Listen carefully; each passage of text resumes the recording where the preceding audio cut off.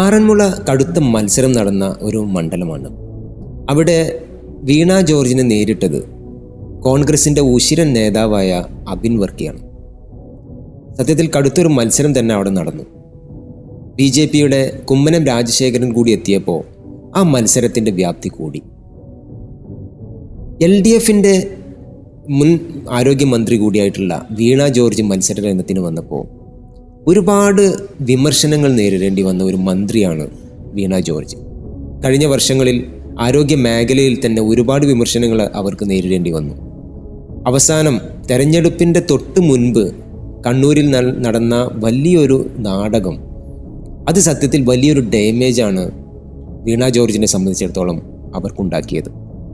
അതുകൊണ്ട് തന്നെ മണ്ഡലത്തിൽ ഇപ്രാവശ്യം വീണ ജോർജിൻ്റെ വിജയം സുനിശ്ചിതമല്ല എന്ന് നമുക്ക് പറയാൻ കഴിയും. അബിൻ വർക്കി ആവട്ടെ യൂത്തിനിടയിൽ വലിയൊരു ഫയർ ബ്രാൻഡായിട്ടുള്ള ഒരു നേതാവാണ്. അദ്ദേഹം കടുത്ത മത്സരം തന്നെ ആറന്മുളയിൽ കാഴ്ചവെച്ചു. അതോടുകൂടി LDFനുള്ള ആറന്മുളയിൽ LDFൻ്റെ സാധ്യത വളരെയധികം കുറവാണ് എന്ന് നമുക്ക് പറയാൻ കഴിയും.